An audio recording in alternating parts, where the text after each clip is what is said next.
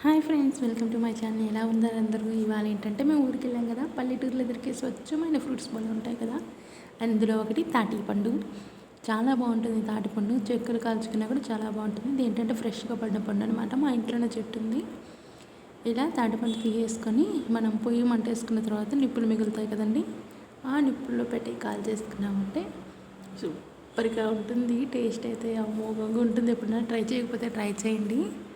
ఇప్పుడు చూడండి, ఇదంతా ఉంది కదా, ఈ పండు అనమాట. ఫ్రెష్గా ఉంటుంది కాబట్టి పురుగులు కూడా ఉంటాయండి. ఫ్రెష్గా లేకపోతే ఇలా ఫ్రెష్గా ఉండాలి.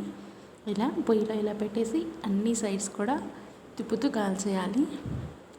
బాగా కాలిందంటే టేస్ట్ అయితే సూపర్గా ఉంటుంది. చూడండి ఎలా అయిపోతుందో, మెత్తగా అయిపోతుంది. నార్మల్గా గట్టిగా ఉంటుంది కదా, ఇప్పుడు కాలిపోయిందనమాట.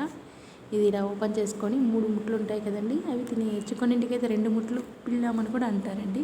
ఇంతే ఫ్రెండ్స్, మీకు కనుక నచ్చినట్లయితే లైక్ చేసి షేర్ చేసి నా ఛానల్ సబ్స్క్రైబ్ చేయడం మర్చిపోకండి. ఎలా అనిపించిందో అక్కడ కమెంట్ సెక్షన్లో షేర్ చేస్తుంది. Thank you for watching.